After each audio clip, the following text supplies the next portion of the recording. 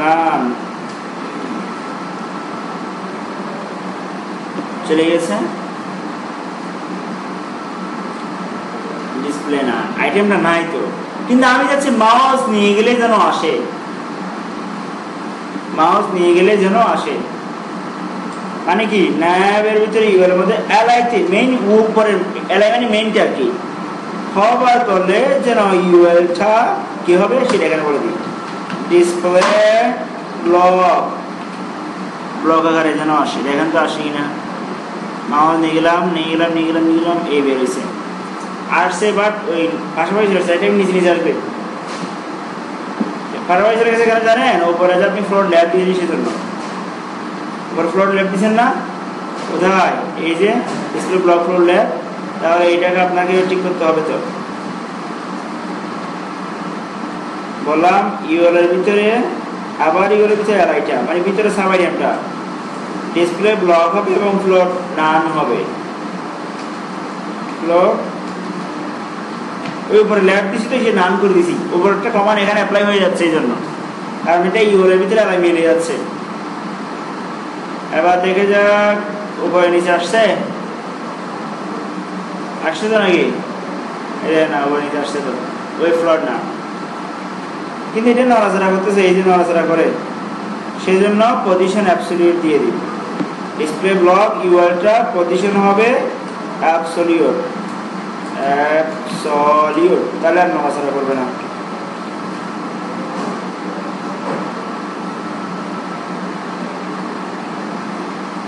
এবার একটু সাজাই সুন্দর করে, ব্যাকগ্রাউন্ডে ব্রাউন কালার তোলা দিয়ে দেয়। আমার ড্রপডাউন মেনু তৈরি ট্র্যাক নিয়ে এখানে শেষ।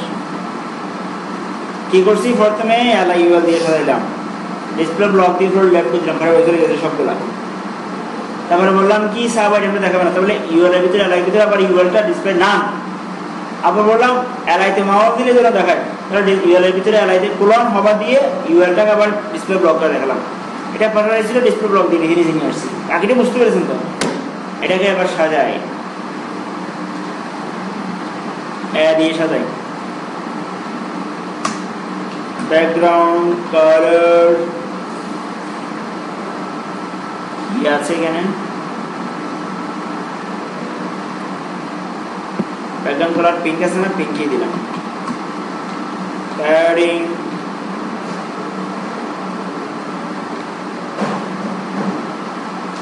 প্যাডিং 5px পাশাপাশি 20px। আমি ন্যাবের ব্যাকগ্রাউন্ডটা উড়াই দিচ্ছি, ব্যাকগ্রাউন্ডটা এড়াতে দিচ্ছি আর কি, মানে এড়াতে দিচ্ছি। দেখেন না এখন কি হয়েছে, এভাবে আসছে।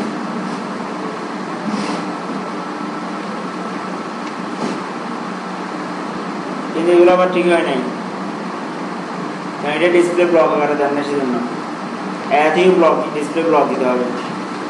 ডিসপ্লে ব্লক এতে, কারণ এটা ব্লক তৈরি হয় না, সেজন্য এভাবে দেখাচ্ছে। যখন আমি ডিসপ্লে ব্লক দিলাম, এগুলো এখন গোছানো হয়ে গেছে। ক্লিয়ার? ব্লক শেষ তো। এবার ব্যাকগ্রাউন্ড কালার দিয়ে দিই, একটা প্যাডিং মার্জিন দিয়ে দিই, প্যাডিংটা একটু বাড়াই দিই, প্যাডিংটা 10 করে দিলাম, এটা 30 করে দিলাম, একটু দূরে দূরে যাবে। ডান। মাউস নিয়ে গেলে যেন কালার চেঞ্জ হয় সেরকম একটা ব্যবস্থা করা যায়। তাহলে এতে মাউস নিলে ন্যাবের ভিতরে ইউআর ভিতরে এলআই ভিতরে এতে আবার করলে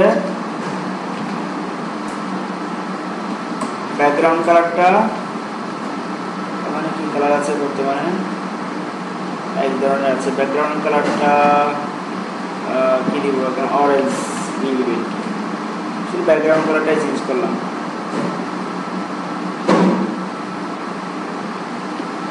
কে বুঝতে পেরেছেন? পারা যাবে? Very simple.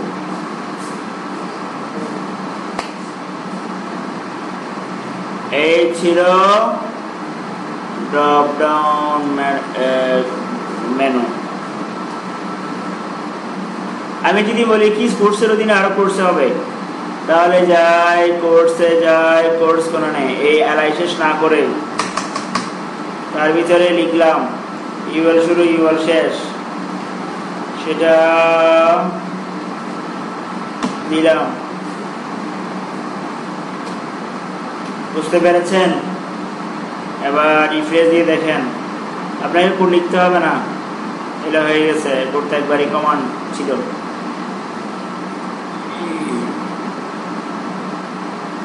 আমি একটা বর্ডার দিই, এখানে শেষ হয়েছে বর্ডার।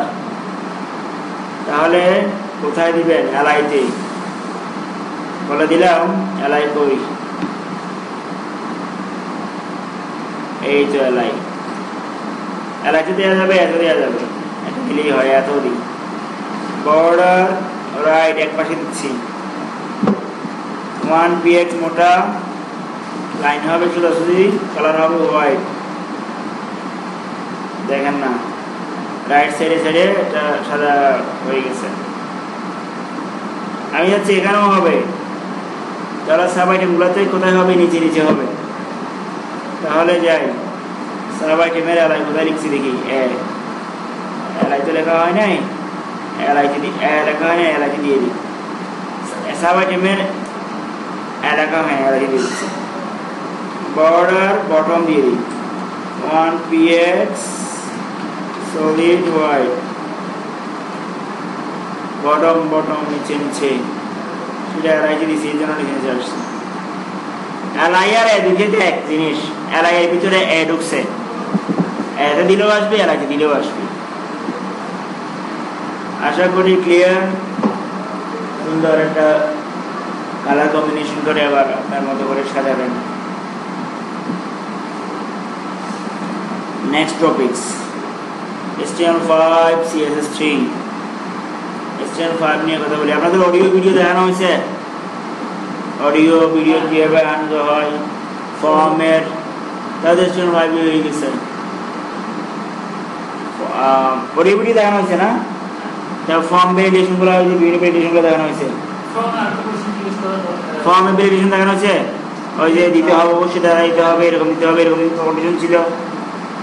আবার ফর্মে কি কোয়েশ্চেন আছে বলে না। আমি গুগলে যাই, আমি ফর্মে ডেট অফ বার্থ দিতে আছে, আমি মনে করেন আমার ডেট অফ বার্থটা তুলে দিলাম, নিচে আরেকটা ঘর আসবে, সেটা অটোমেটিকলি আমার ডেট অফ বার্থ কাউন্ট করে নিচে চলে আসবে।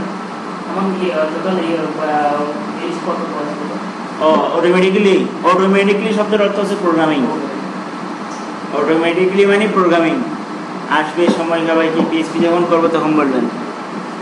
এখন আছে যা রিকোয়ার্ড বসাই দিব, কাজ হবে।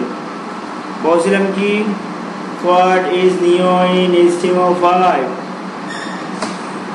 কি আসে দেখি, অনেক ওয়েবসাইট আসছে, যা যা আসছে সেগুলো দেখা যাক। কি কি new elements, new cementing code, new tag, এগুলো দেখলে আমাদের অনেক আইডিয়া হয়ে যাবে। এগুলো কিসের কাজ? কিসের কাজ? সবই HTML।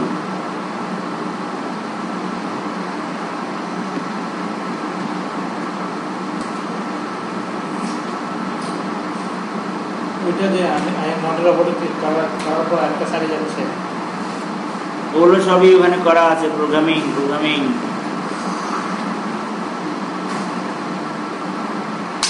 তারপরে একটা সারি লিখতে গেলে কাউন্টিং টুল আসে, এত এত যোগ করলে কত হবে সেটা দিলে নেক্সট আসবে, সবই পারবেন। আগে আমরা ডিজাইনগুলো শেষ করি।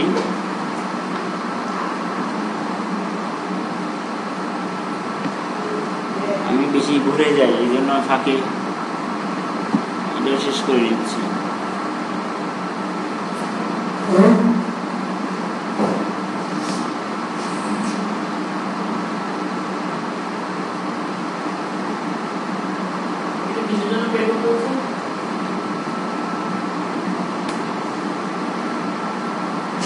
Would you like to pay your order using PayPal credit? No. PayPal balance. Credit.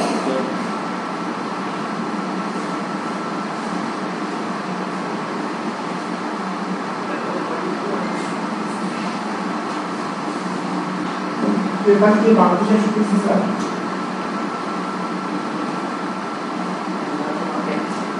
বাংলাদেশে কি আসছে এটা? না,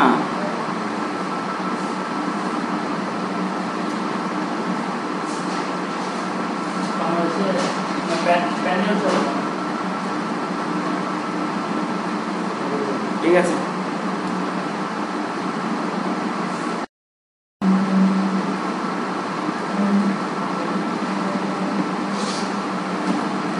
HTML5 features, tips and technique you must, কি বলে একটু দেখে যাক। বলতেছে এক সময় একটা ওয়েবসাইটটার ডকুমেন্টটা ডিক্লেয়ার করতে হলে পুরোটা লিখতে হতো। HTML5 এ শুধু একটুকু লিখলে হয়। আমরাও আমাদের HTML এর মধ্যে উপরে শুধু একটু লিখলে হয়ে যাবে ডকুমেন্টটা HTML। নেক্সট, এটা বুঝতে পেরেছেন?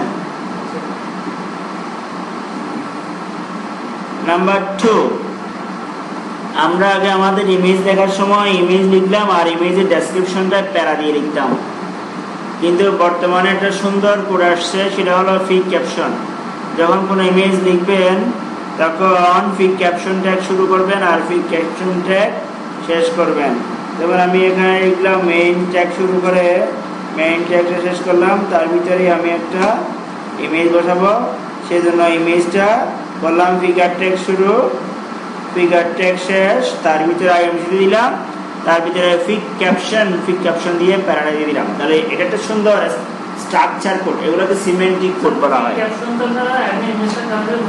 ইমেজটা দিয়ে প্যারা দিয়ে বসাইতে পারবেন, ঠিক আছে, কিন্তু এটা হলো একটা স্ট্রাকচার, এটা এখন ফলো করে স্ট্যান্ডার্ড। তার মানে এটা নয় যে আমি ফিগার ক্যাপশন না দিলে কাজ হবে, তো এটা হলো স্ট্যান্ডার্ড, এগুলোই নতুন কোড। আর স্মল নামের ট্যাগ আছে, দিলে ছোট হয়ে যাবে লেখা। আমরা আগে HTML CSS লেখার সময় সবসময় লিখতে হতো এতে link style sheet type equal to text.css এরকম লিখতে হতো। বিভিন্ন লিঙ্কের ক্ষেত্রে টাইপটা বলতে হতো, এখন এগুলো পড়া লাগে না, অনেক সহজ হয়ে গেছে। আমি এগুলো লিখিও না, টাইপটা লেখা লাগে না, শর্টকাট, সব শর্টকাট। এরপরে to code or not to code, আমি বারবার কোটেশন দিয়ে লিখি না, কোটেশন দিয়ে লেখা লাগে না, কোটেশন ছাড়াও এখন লিখতে পারেন সব কিছুতে। মেক ইউর কন্টেন্ট এডিটেবল, তাহলে ধরেন আমি কোনো লেখা এডিটেবল করতে যাচ্ছি, URL এই যে কন্টেন্ট এডিটেবল, এটা অর্থাৎ আমি যে কোনো কিছুকে এডিটেবল করতে পারি। আই মিন আমার এই ওয়েবসাইট এইটা ছিল আমার সেকশনের মধ্যে আমি লিখবো, লেখালেখি করবো, এডিটেবল করবো, তাও পারা যাবে। তাহলে আমি ওই সেকশনের মধ্যে ব্যানার সেকশন আমি এখানে লিখে দিলাম এভাবে, content editable equal to through,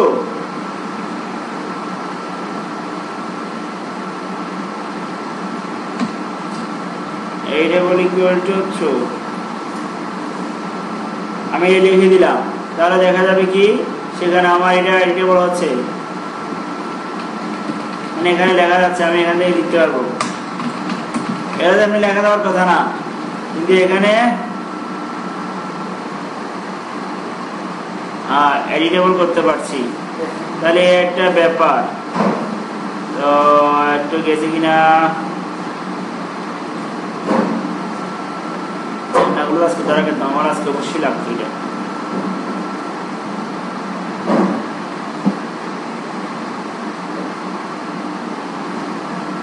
नहीं रिफ्रेश